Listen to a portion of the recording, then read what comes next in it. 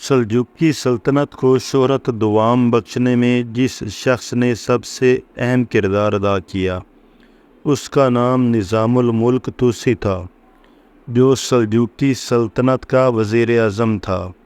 نظام الملک توسی کا اصل نام حسن بن علی تھا اور خطاب نظام الملک تھا۔ اپنی جائے پیدائش طوس کی نسبت سے وہ توسی کہلاتا تھا۔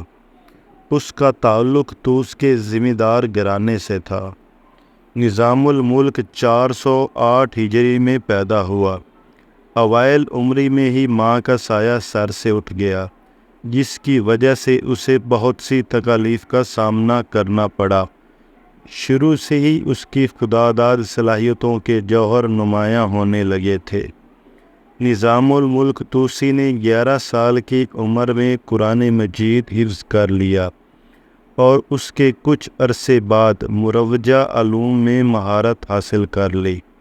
نظام الملک تلوار اور قلم دونوں کا ماہر تھا۔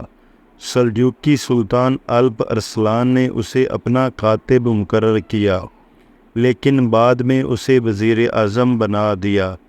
نظام الملک توسی مسلسل 30 سال تک سلجوقی سلطنت کا وزیر اعظم رہا۔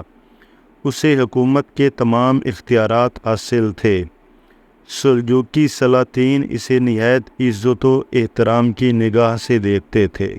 نظام الملک توسی ایک بڑا مدبر سیاستدان تھا اور اس کی شہرہ آفاق تصنیف، جو عام طور پر سیاست نامہ کے نام سے مشہور ہے، سیاسیات کے موضوع پر ایک مستند اور جامع کتاب سمجھی جاتی ہے۔ نظام الملک توسی نے اپنی تمام صلاحیتیں سلطنت کے استحکام اور عوام کی فلاح و بہبود کے لیے صرف کر دی۔ اس نے اپنی نگرانی میں بہت سی سڑکیں، نہریں، ہسپتال اور مدرسے تعمیر کروائے۔ اس نے بغداد اور نیشا پور میں درسگاہیں تعمیر کروائیں، جو اس کے نام پہ نظامیہ کہلائیں۔ بغداد کے مدرسہ نظامیہ پر 10 لاکھ روپے کا خرچہ ہوا۔ اس کے ساتھ طلبہ کی رہائش کے لیے علیحدہ ہاسٹل، جس کا نام دارالاقامہ تھا، تعمیر کیا گیا۔ تمام طلباء کو وظائف دیے جاتے تھے۔ اس مدرسے میں مشہور عالم دین شیخ ابو اسحاق شیرازی درس دیتے تھے۔ نظام الملک توسی کا قائم کردہ بغداد کا یہ مدرسہ 400 سال تک دین کی خدمت کرتا رہا۔ کچھ عرصے کے لیے امام غزالی بھی اس مدرسے کے پرنسپل رہے۔